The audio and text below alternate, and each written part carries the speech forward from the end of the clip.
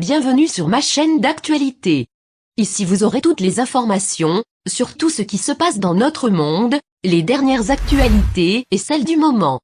N'hésitez pas à vous abonner, et à activer la cloche de notification pour ne rater aucune des prochaines vidéos.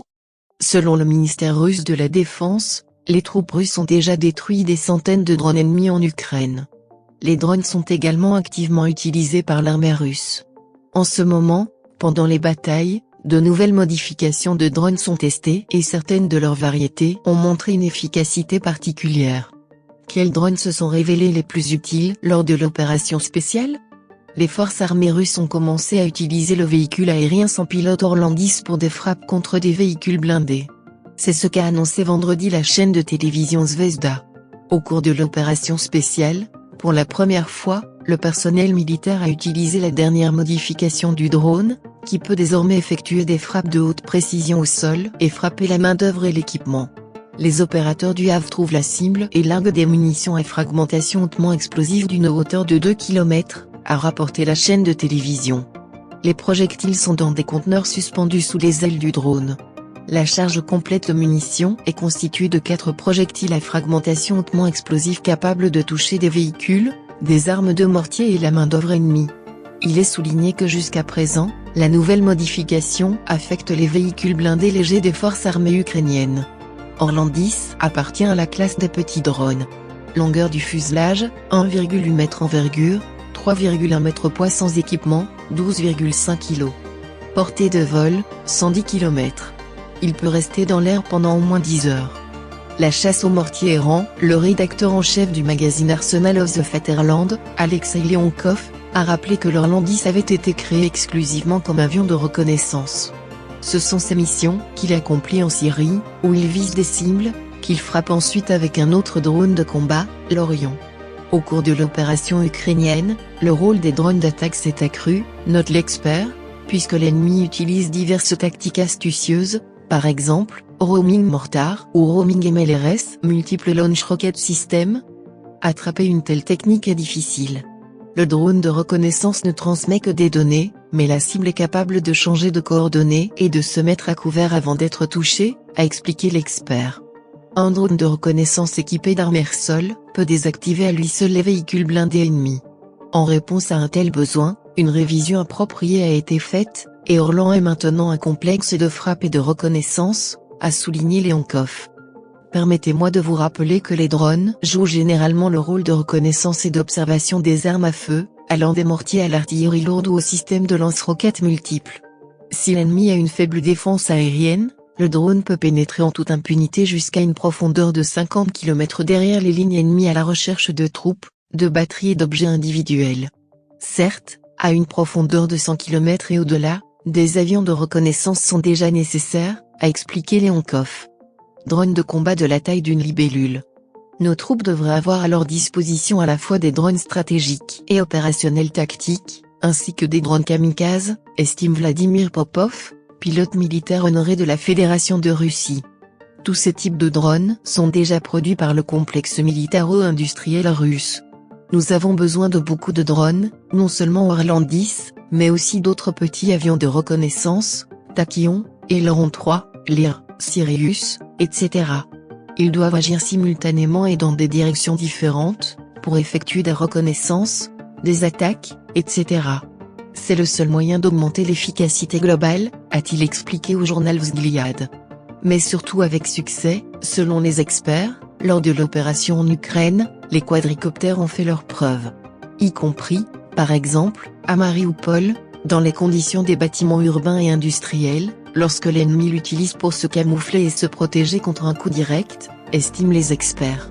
Les combats en Ukraine ont clairement montré la valeur des systèmes sans pilote multirotors de petite classe, avec plusieurs hélices, explique Denis Fedutinov, un expert dans le domaine des avions sans pilote. Les actions sont souvent menées dans des zones urbanisées, alors que l'accent est mis sur les frappes les plus précises, sur la minimisation des dommages collatéraux. Dans de telles conditions, l'utilisation de tels systèmes est très efficace. Les unités militaires de niveau inférieur reçoivent leurs propres moyens de reconnaissance spécifiques dans le rayon proche, a déclaré Fedutinov.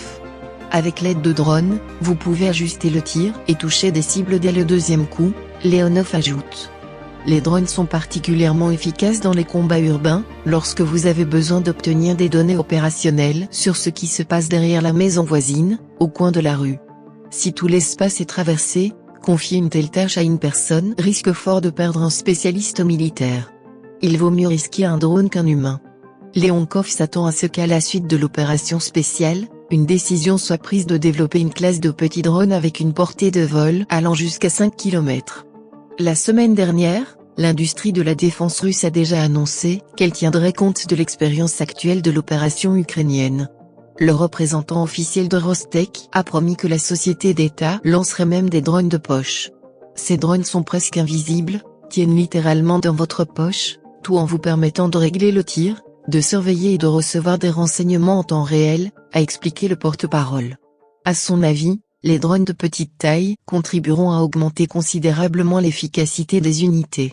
Il est à noter qu'en 2016, Rostec faisait déjà état de la première utilisation de mini-drones par des parachutistes russes lors d'exercices en Serbie. Ils ont dit qu'un mini-drone est de taille comparable à une libellule. Comme le rappelle Interfax, en 2019, le service de presse du district militaire sud rapportait que pour la première fois, plus de 10 véhicules aériens sans pilote de type quadricoptère avaient été réceptionnés par les unités de la 58e armée déployées dans le Caucase. Des données plus précises n'ont pas été fournies.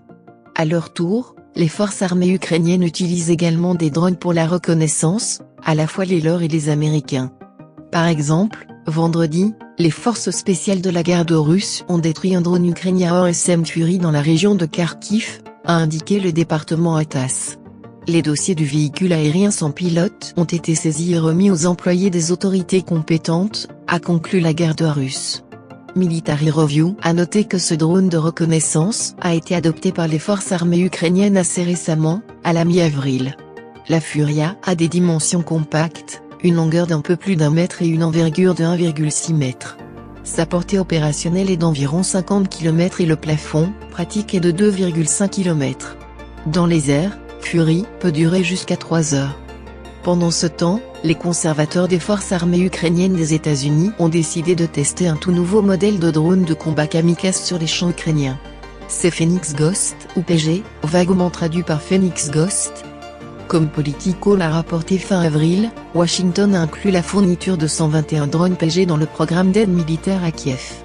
Selon la publication, le drone est si petit qu'il peut tenir dans un petit sac à dos et appartient à la catégorie des munitions de vagabondage.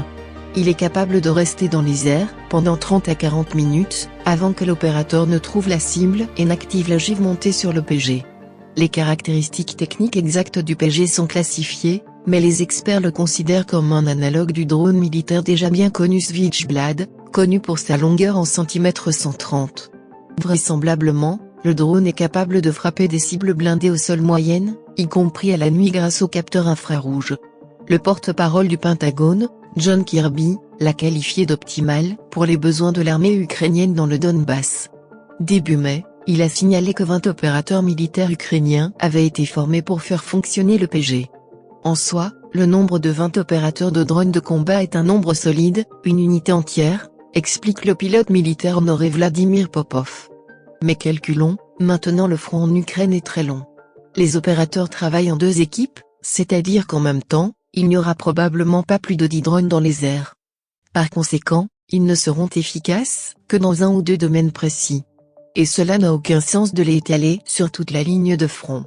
Ainsi, selon l'expert, les forces armées ukrainiennes disposeront au maximum de 3 postes de commandement mobiles, dont l'emplacement sera rapidement déterminé par l'armée russe.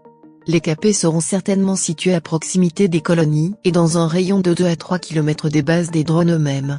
Après la première attaque, les forces armées RF calculeront l'emplacement des drones le long de la trajectoire de vol et les détruiront. S'il n'y a pas de menace pour la population civile, ils peuvent également frapper le poste de commandement, admet Popov.